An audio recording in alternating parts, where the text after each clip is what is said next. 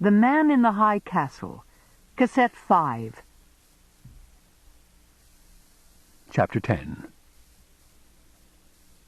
It had been a terrible 2 weeks for Mr. Baines. From his hotel room he had called the trade mission every day at noon to ask if the old gentleman had put in an appearance. The answer had been an unvarying no. Mr. Tagomi's voice had become colder and more formal each day. As Mr. Baines prepared to make his 16th call, he thought, sooner or later they'll tell me that Mr. Tagomi is out, that he isn't accepting any more calls from me, and that will be that. What has happened? Where is Mr. Yatabe? He had a fairly good idea. The death of Martin Bormann had caused immediate consternation in Tokyo. Mr. Yatabe no doubt had been en route to San Francisco, a day or so offshore, when new instructions had reached him, return to the home islands for further consultation. Bad luck, Mr. Baines realized. Possibly even fatal. But he had to remain where he was in San Francisco, still trying to arrange the meeting for which he had come.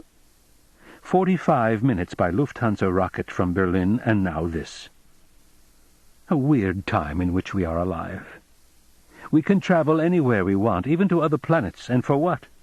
To sit, day after day, declining in morale and hope, falling into an interminable ennui. And meanwhile the others are busy. They are not sitting helplessly waiting. Mr. Baines unfolded the midday edition of the Nippon Times, and once more read the headlines. Dr. Goebbels named Reichs-Chancellor. Surprise solution to leadership problem by Partei Committee. Radio speech viewed decisive. Berlin crowds cheer. Statement expected. Göring may be named police chief over Heydrich. He reread the entire article, and then he put the paper once more away, took the phone, and gave the trade mission number. "This is Mr. Baines. May I have Mr. Tagomi?" "A moment, sir." A very long moment. "Mr. Tagomi here." Mr. Baines took a deep breath and said, "Forgive this situation, depressing to us both, sir." "Ah, Mr. Baines. Your hospitality to me, sir, could not be exceeded. Some day I know you will have understanding of the reasons which cause me to defer our conference until the old gentleman. Regretfully, he has not arrived." Mr. Baines shut his eyes. "I thought maybe since yesterday." "Afraid not, sir." The barest politeness. "If you will excuse me, Mr. Baines, pressing business." "Good day, sir." The phone clicked. Today Mr. Tagomi had rung off without even saying goodbye. Mr. Baines slowly hung the receiver. "I must take action. Can wait no longer." It had been made very clear to him by his superiors that he was not to contact the Abwehr under any circumstances. He was simply to wait until he had managed to make connections with the Japanese military representative. He was to confer with the Japanese, and then he was to return to Berlin. But no one had foreseen that Bormann would die at this particular moment. Therefore, the orders had to be superseded by more practical advice, his own in this case, since there was no one else to consult. In the PSA, at least 10 Abwehr persons were at work, but some of them, and possibly all, were known to the local SD and its competent senior regional chief, Bruno Kreutz von Mehler. Years ago he had met Bruno briefly at a Partei gathering. The man had had a certain infamous prestige in police circles, inasmuch as it had been he, in 1943, who had uncovered the British-Czech plot on Reinhard Heydrich's life, and therefore who might be said to have saved the hangman from assassination. In any case, Bruno Kreutz von Mehler was already then ascending in authority within the SD. He was not a mere police bureaucrat. He was, in fact, a rather dangerous man. There was even a possibility that even with all the precautions taken, Both on the part of the Abwehr in Berlin and the Tokoka in Tokyo, the SD had learned of this attempted meeting in San Francisco in the offices of the ranking trade mission. However, this was, after all, Japanese-administered land. The SD had no official authority to interfere. It could see to it that the German principal, himself in this case, was arrested as soon as he set foot again on Reich territory. But it could hardly take action against the Japanese principal or against the existence of the meeting itself. At least, so he hoped. Was there any possibility that the SD had managed to detain the old Japanese gentleman somewhere along the route? It was a long way from Tokyo to San Francisco, especially for a person so elderly and frail that he could not attempt air travel. What I must do, Mr. Baines knew, is to find out from those above me whether Mr. Yotabe is still coming. They would know. If the SD had intercepted him, or if the Tokyo government has recalled him, they would know that. And if they have managed to get to the old gentleman, he realized they certainly are going to get to me. Yet the situation, even in those circumstances, was not hopeless. An idea had come to Mr. Baines as he waited day after day alone in his room at the Abhirati Hotel. It would be better to give my information to Mr. Tagomi than to return to Berlin empty-handed. At least that way there would be a chance, even if it is rather slight, that ultimately the proper people will be informed. But Mr. Tagomi could only listen. That was the fault in his idea. At best he could hear, commit to memory, and as soon as possible take a business trip back to the home islands. Whereas Mr. Yotabe stood at policy level. He could both hear and speak. Still, it was better than nothing. The time was growing too short. To begin all over, to arrange painstakingly, cautiously, over a period of months once again the delicate contact between a faction in Germany and a faction in Japan. It certainly would surprise Mr. Tagomi, he thought acidly, to suddenly find knowledge of that kind resting on his shoulders, a long way from facts about injection molds. Possibly he might have a nervous breakdown. Either blurt out the information to someone around him or withdraw. Pretend, even to himself, that he had not heard it. Simply refuse to believe me. Rise to his feet, bow, and excuse himself from the room the moment I begin. Indiscreet. He could regard it that way. He is not supposed to hear such matters. So easy, Mr. Baines thought. The way out is so immediate, so available to him, he thought. I wish it was for me. And yet in the final analysis, it is not possible even for Mr. Tagomi. We are no different. He can close his ears to the news as it comes from me, comes in the form of words, but later, when it is not a matter of words, if I can make that clear to him now, or to whomever I finally speak. Leaving his hotel room, Mr. Baines descended by elevator to the lobby. Outside, on the sidewalk, he had the doorman call a pedicab for him, and soon he was on his way up Market Street, the Chinese driver pumping away energetically. "There," he said to the driver when he made out the sign which he was watching for. "Pull over to the curb." The pedicab stopped by a fire hydrant. Mr. Baines paid the driver and sent him off. No one seemed to have followed. Mr. Baines set off along the sidewalk on foot. A moment later, along with several other shoppers, he entered the big downtown Fuga department store. There were shoppers everywhere, counter after counter, salesgirls, mostly white, with a sprinkling of Japanese as department managers. The din was terrific. After some confusion, Mr. Baines located the men's clothing department. He stopped at the racks of men's trousers and began to inspect them. Presently a clerk, a young white, came over, greeting him.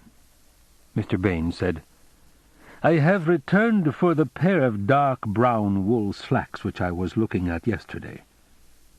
Meeting the clerk's gaze, he said, "You're not the man I spoke to. He was taller, red moustache, rather thin. On his jacket he had the name Larry." The clerk said, "He is presently out to lunch, but will return.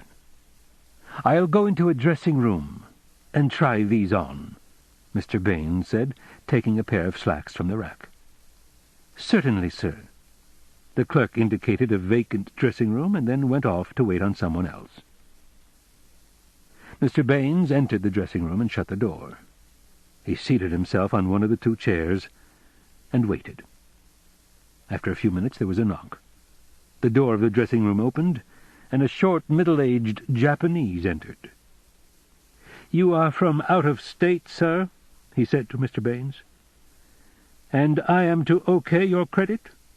Let me see your identification." He shut the door behind him. Mr. Baines got out his wallet.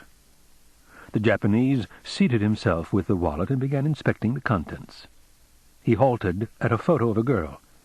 "Very pretty. My daughter, Martha." "I, too, have a daughter named Martha," the Japanese said. "She at present is in Chicago, studying piano." "My daughter," Mr. Baines said, "is about to be married." The Japanese returned the wallet and waited expectantly. Mr. Baines said, "I have been here 2 weeks, and Mr. Yatabe has not shown up. I want to find out if he is still coming, and if not, what I should do." "Return tomorrow afternoon," the Japanese said. He rose, and Mr. Baines also rose. "Good day."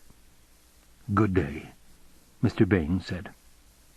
He left the dressing-room, hung the pair of slacks back up on the rack, and left the Fuga department store. That did not take very long, he thought, as he moved along the busy downtown sidewalk with the other pedestrians.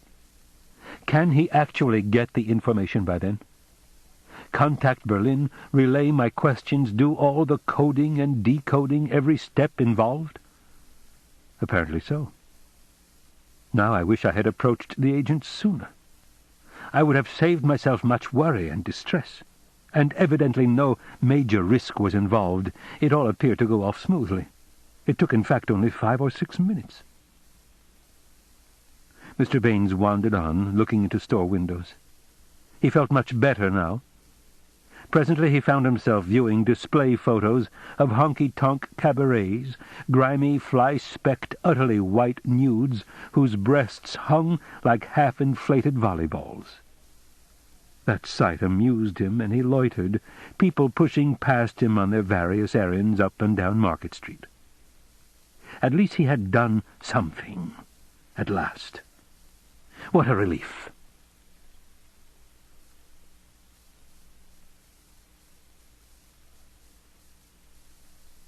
Propped comfortably against the car door, Juliana read. Beside her, his elbow out the window, Joe drove with one hand lightly on the wheel, a cigarette stuck to his lower lip. He was a good driver, and they had covered a good deal of the distance from Cannon City already. The car radio played mushy beer garden folk music, an accordion band doing one of the countless polkas or schottisches. She had never been able to tell them one from another. "Kitsch," Joe said when the music ended. "Listen, I know a lot about music. I'll tell you who a great conductor was. You probably don't remember him. Arturo Toscanini." "No," she said, still reading. "He was Italian, but the Nazis wouldn't let him conduct after the war because of his politics. He's dead now. I don't like that von Karajan, permanent conductor of the New York Philharmonic. We had to go to concerts by him, our work dorm. What I like, being a wop, you can guess." He glanced at her. "You like that book?" he said. "It's engrossing." "I like Verdi and Puccini. All we get in New York is heavy German bombastic Wagner and Orff, and we have to go every week to one of those corny U.S. Nazi Party dramatic spectacles at Madison Square Garden with the flags and drums and trumpets and the flickering flame. History of the Gothic tribes or other educational crap, chanted instead of spoken so as to be called art. Did you ever see New York before the war?" "Yes," she said, trying to read. "Didn't they have swell theater in those days? That's what I heard. Now it's the same as the movie industry. It's all a cartel in Berlin. In the 13 years I've been in New York, not one good new musical or play ever opened. Only those—" "Let me read," Juliana said. "And the same with the book business," Joe said, unperturbed. "It's all a cartel operating out of Munich. All they do in New York is print, just big printing presses. But before the war, New York was the center of the world's publishing industry, or so they say." Putting her fingers in her ears, she concentrated on the page open in her lap, shutting his voice out. She had arrived at a section in the Grasshopper which described the fabulous television, and it enthralled her, especially the part about the inexpensive little sets for backward people in Africa and Asia. Only Yankee know-how and the mass production system, Detroit, Chicago, Cleveland, the magic names, could have done the trick, sent that ceaseless and almost witlessly noble flood of cheap $1, the China dollar, the trade dollar, television kits to every village and backwater of the Orient. And when the kit had been assembled by some gaunt, feverish-minded youth in the village, starved for a chance for that which the generous Americans held out to him, that tinny little instrument with its built-in power supply, no larger than a marble, began to receive.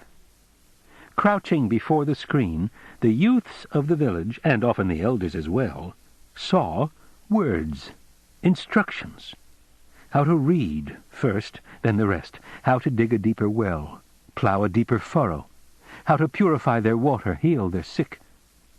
Overhead, the American artificial moon wheeled, distributing the signal, carrying it everywhere, to all the waiting, avid masses of the East. "Are you reading straight through?" Joe asked, "or skipping around in it?" She said, "This is wonderful. He has us sending food and education to all the Asiatics, millions of them." "Welfare work on a worldwide scale," Joe said. "Yes, the New Deal under Tugwell. They raised the level of the masses. Listen," she read aloud to Joe. "What had China been? Yearning, one needful commingled entity looking toward the West, its great democratic president, Chiang Kai-shek, who had led the Chinese people through the years of war, now into the years of peace, into the decade of rebuilding. But for China it was not a rebuilding, for that almost supernaturally vast flat land had never been built, lay still slumbering in the ancient dream. Arousing, yes, the entity, the giant, had to partake at last of full consciousness, had to waken into the modern world with its jet airplanes and atomic power, its autobahns and factories and medicines. And from whence would come the crack of thunder which would rouse the giant? Chiang had known that, even during the struggle to defeat Japan, it would come from the United States. And by 1950, American technicians and engineers, teachers, doctors, agronomists, swarming like some new life form into each province, each— Interrupting, Joe said, "You know what he's done, don't you? He's taken the best about Nazism, the socialist part, the Todt organization, and the economic advances we got through Speer, and who's he giving the credit to? The New Deal. And he's left out the bad part, the SS part, the racial extermination and segregation. It's a utopia. You imagine if the Allies had won? The New Deal would have been able to revive the economy and make those socialist welfare improvements like he says? Hell no! He's talking about a form of state syndicalism, the corporate state like we developed under the Duce. He's saying you would have had all the good and none of— Let me read, she said fiercely. He shrugged. But he did cease babbling. She read on at once, but to herself. And these markets, the countless millions of China, set the factories in Detroit and Chicago to humming. That vast mouth could never be filled. Those people could not in 100 years be given enough trucks or bricks or steel ingots or clothing or typewriters or canned peas or clocks or radios or nose drops. The American workman by 1960 had the highest standard of living in the world, and all due to what they genteelly called the most favored nation clause in every commercial transaction with the East. The U.S. no longer occupied Japan, and she had never occupied China, and yet the fact could not be disputed. Canton and Tokyo and Shanghai did not buy from the British. They bought American.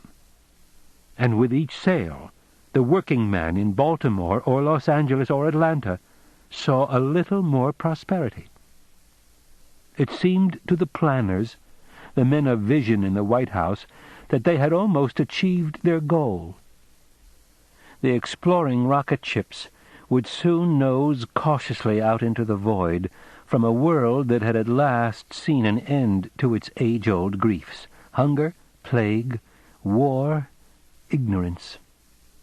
In the British Empire, equal measures towards social and economic progress had brought similar relief to the masses in India, Burma, Africa, the Middle East. The factories of the Ruhr, Manchester, of the Saar, the oil of Baku, all flowed and interacted in intricate but effective harmony. The populations of Europe basked in what appeared... "I think they should be the rulers," Juliana said, pausing. "They always were the best, the British." Joe said nothing to that, although she waited.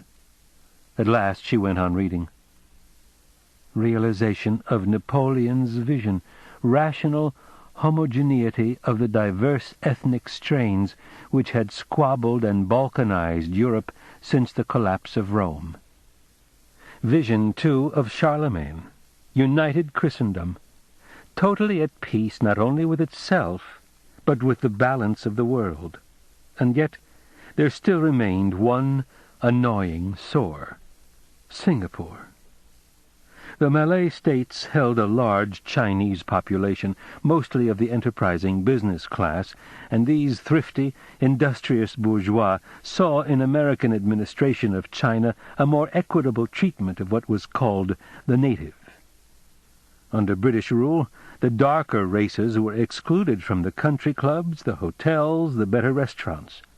They found themselves, as in archaic times, confined to particular sections of the train and bus, and, perhaps worst of all, limited to their choice of residence within each city. These natives discerned and noted in their table conversations and newspapers that in the USA the color problem had by 1950 been solved. Whites and Negroes lived and worked and ate shoulder by shoulder, even in the Deep South. World War II had ended discrimination. "Is there trouble?" Juliana asked Joe. He grunted, keeping his eyes on the road.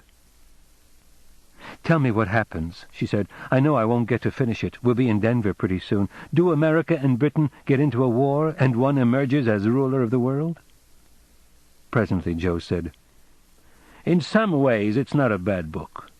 He works all the details out. The U.S. has the Pacific, about like our East Asia co-prosperity sphere. They divide Russia. It works for around 10 years. Then there's trouble, naturally." "Why naturally?" "Human nature," Joe added. "Nature of states. Suspicion, fear, greed. Churchill thinks the USA is undermining British rule in South Asia by appealing to the large Chinese populations who naturally are pro-USA due to Chiang Kai-shek. The British start setting up..." He grinned at her briefly. "What are called detention preserves. Concentration camps, in other words. For thousands of maybe disloyal Chinese. They're accused of sabotage and propaganda. Churchill is so..." "You mean he's still in power? Wouldn't he be around 90? Joe said, "That's where the British system has it over the American. Every 8 years the U.S. boots out its leaders, no matter how qualified. But Churchill just stays on. The U.S. doesn't have any leadership like him after Tugwell, just non-entities. And the older he gets, the more autocratic and rigid he gets. Churchill, I mean. Until by 1960, he's like some old warlord out of Central Asia. Nobody can cross him. He's been in power 20 years. "Good God," she said, leafing through the last part of the book, searching for verification of what Joe was saying. "On that I agree," Joe said. "Churchill was the one good leader the British had during the war. If they'd retained him, they'd have been better off, I tell you. A state is no better than its leader. Führerprinzip, principle of leadership, like the Nazis say. They're right. Even this Abinson has to face that.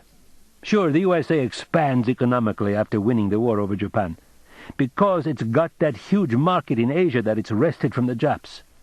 But that's not enough. That's got no spirituality, not that the British have. They're both plutocracies ruled by the rich. If they had won, all they'd have thought about was making more money, the upper class. Abinson, he's wrong.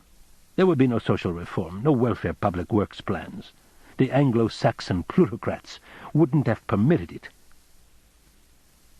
Juliana thought, spoken like a devout fascist.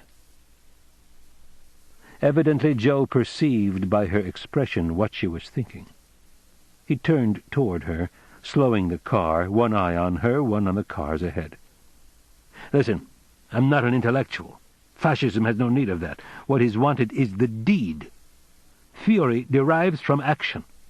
What our corporate state demands from us is comprehension of the social forces of history. You see?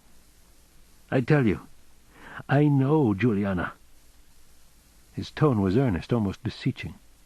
"Those old rotten money-run empires, Britain and France and USA, although the latter actually a sort of bastard side-shoot, not strictly empire, but money-oriented even so, they had no soul, so naturally no future, no growth.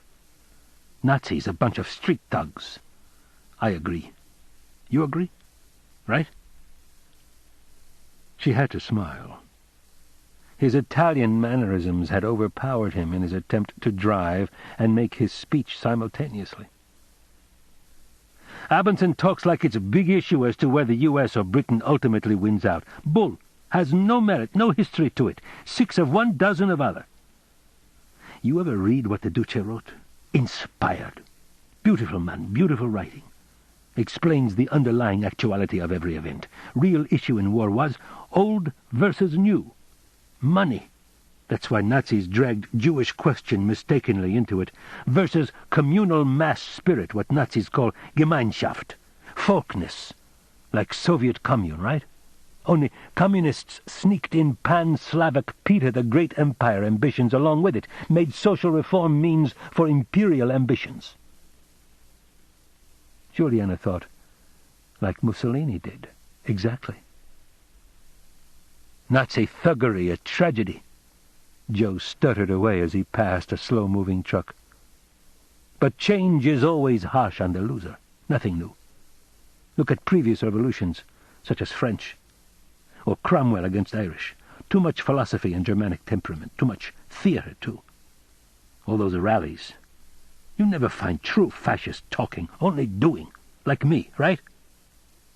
Laughing, she said, "God, you've been talking a mile a minute." He shouted excitedly, "I'm explaining fascist theory of action." She couldn't answer. It was too funny. But the man beside her did not think it was funny. He glowered at her, his face red. Veins in his forehead became distended, and he began once more to shake. And again he passed his fingers clutchingly along his scalp, forward and back, not speaking, only staring at her. "Don't get sore at me," she said. For a moment she thought he was going to hit her. He drew his arm back, but then he grunted, reached, and turned up the car radio. They drove on. Band music from the radio, static. Once more she tried to concentrate on the book. "You're right," Joe said after a long time. "About what?" "Two-bit empire. Clown for a leader. No wonder we got nothing out of the war." She patted his arm. "Juliana, it's all darkness," Joe said. "Nothing is true or certain, right?" "Maybe so," she said absently, continuing to try to read. "Britain wins," Joe said, indicating the book. "I saved you the trouble. U.S. dwindles. Britain keeps needling and poking and expanding, keeps the initiative, so put it away." "I hope we have fun in Denver," she said, closing the book. "You need to relax. I want you to. If you don't," she thought, "you're going to fly apart in a million pieces, like a bursting spring. And what happens to me then? How do I get back? And do I just leave you? I want the good time you promised me," she thought. "I don't want to be cheated. I've been cheated too much in my life before by too many people." "We'll have it," Joe said. "Listen." He studied her with a queer, introspective expression. "You take to that grasshopper book so much. I wonder, do you suppose a man who writes a bestseller, an author like that Abinson, do people write letters to him? I bet lots of people praise his book by letters to him, maybe even visit." All at once she understood. "Joe, it's only another 100 miles. His eyes shone. He smiled at her, happy again, no longer flushed or troubled. "We could," she said. "You drive so good. It'd be nothing to go on up there, would it?" Slowly Joe said, "Well, I doubt a famous man lets visitors drop in. Probably so many of them." "Why not try? Joe," she grabbed his shoulder, squeezed him excitedly. "All he could do is send us away, please." With great deliberation, Joe said, "When we've gone shopping and got new clothes, all spruced up, that's important to make a good impression. And maybe even rent a new car up in Cheyenne. But you can do that." "Yes," she said, "and you need a haircut. And let me pick your clothes. Please, Joe, I used to pick Frank's clothes for him. A man can never buy his own clothes." "You got good taste in clothes," Joe said, once more turning toward the road ahead, gazing out somberly. "In other ways, too. Better if you call him, contact him." "I'll get my hair done," she said. "Good." "I'm not scared at all to walk up and ring the bell," Juliana said. "I mean, you live only once. Why should we be intimidated? He's just a man like the rest of us. In fact, he probably would be pleased to know somebody drove so far just to tell him how much they liked his book. We can get an autograph on the book, on the inside where they do that. Isn't that so? We better buy a new copy. This one is all stained. It wouldn't look good." "Anything you want," Joe said. "I'll let you decide all the details. I know you can do it. Pretty girl always gets everyone. When he sees what a knockout you are, he'll open the door wide. But listen, no monkey business." "What do you mean?" "You say we're married. I don't want you getting mixed up with him, you know. That would be dreadful. Wreck everyone's existence. Some reward for him to let visitors in. Some irony. So watch it, Juliana." "You can argue with him," Juliana said. "That part about Italy losing the war by betraying them. Tell him what you told me." Joe nodded. "That's so. We can discuss their whole subject." They drove swiftly on. At 7 o'clock the following morning, PSA reckoning, Mr. Nobusuke Tagomi rose from bed, started toward the bathroom, then changed his mind and went directly to the Oracle. Seated cross-legged on the floor of his living room, he began manipulating the 49 yarrow stalks. He had a deep sense of the urgency of his questioning, and he worked at a feverish pace until at last he had the 6 lines before him. Shock. Hexagram 51. God appears in the sign of the arousing, thunder and lightning. Sounds. He involuntarily put his fingers up to cover his ears. Ha! Oh, great burst that made him wince and blink. Lizard scurries and tiger roars, and out comes God himself. What does it mean? He peered about his living room. Arrival of what? He hopped to his feet and stood panting, waiting. Nothing. Heart pounding. Respiration and all somatic processes, including all manner of diencephalic-controlled autonomic responses to crisis. Adrenaline, greater heartbeat, pulse rate, glands pouring, throat paralyzed, eyes staring, bowels loose et al., stomach queasy and sex instinct suppressed. And yet nothing to see. Nothing for body to do. Run? All in preparation for panic flight. But where to and why? Mr. Tagomi asked himself. No clue, therefore impossible. Dilemma of civilized man. Body mobilized, but danger obscure. He went to the bathroom and began lathering his face to shave. The telephone rang. "Shock," he said aloud, putting down his razor. "Be prepared." He walked rapidly from the bathroom back into the living room. "I am prepared," he said, and lifted the receiver. "Tagomi here." His voice squeaked, and he cleared his throat. A pause, and then a faint, dry, rustling voice, almost like old leaves far off, said, "Sir, this is Shinjiro Yatabe. I have arrived in San Francisco." "Greetings from the ranking trade mission," Mr. Tagomi said. "How glad I am you are in good health and relaxed." "Yes, Mr. Tagomi. When may I meet you?" "Quite soon, in half an hour." Mr. Tagomi peered at the bedroom clock, trying to read it. "A third party, Mr. Baines. I must contact him, possibly delay, but—" "Shall we say 2 hours, sir?" Mr. Yatabe said. "Yes," Mr. Tagomi said, bowing. "At your office, in the Nippon Times building." Mr. Tagomi bowed once more. Click. Mr. Yatabe had rung off. Pleased Mr. Baines, Mr. Tagomi thought. Delight an order of cat-tossed piece of salmon, for instance fatty nice tail. He jiggled the hook, then dialed speedily the Arirati Hotel. "Ordeal concluded," he said, when Mr. Baines' sleepy voice came on the wire. At once the voice ceased to be sleepy. "He's here?" "My office," Mr. Tagomi said. 10:20. Goodbye." He hung up and ran back to the bathroom to finish shaving. No time for breakfast.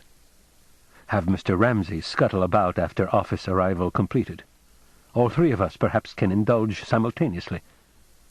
In his mind, as he shaved, he planned a fine breakfast for them all.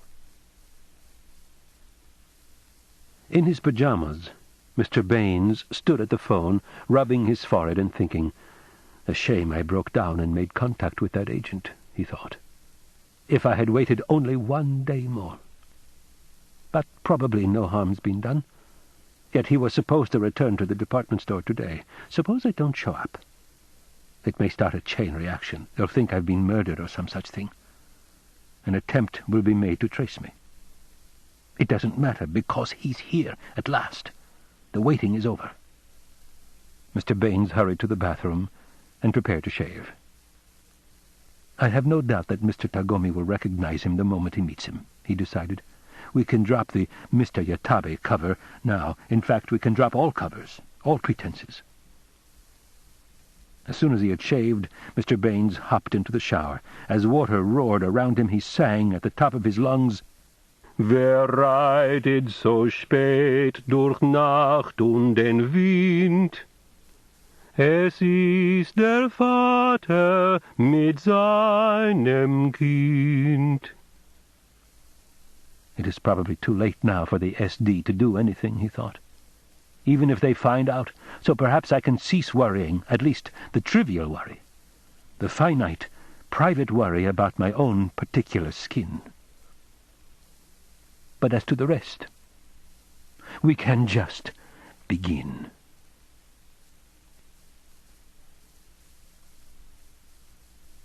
Chapter 11. For the Reichsconsul in San Francisco, Freiherr Hugo Reis, the first business of this particular day was unexpected and distressing. When he arrived at his office, he found a visitor waiting already, a large, heavy-jawed, middle-aged man, with pocked skin and disapproving scowl that drew his black, tangled eyebrows together. The man rose and made a partai salute, at the same time murmuring, "Heil!"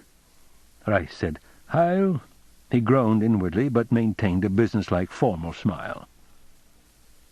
"Herr Kreutz vom Meere, I am surprised. Won't you come in?" He unlocked his inner office, wondering where his vice-consul was and who had let the SD chief in. Anyhow, here the man was. There was nothing to be done. Following along after him, his hands in the pockets of his dark wool overcoat, Kreutz vom Meere said, "Listen, Freiherr, We located this Abwehr fellow, this Rudolf Wegener. He showed up at an old Abwehr drop we have under surveillance." Kreutz von Meere chuckled, showing enormous gold teeth. "And we trailed him back to his hotel." "Fine," Reiss said, noticing that his mail was on his desk. So, Verderhoof was around somewhere. No doubt he had left the office locked to keep the SD chief from a little informal snooping. This ends side 1 of cassette 5. Please turn the cassette over and start side 2 at the same point.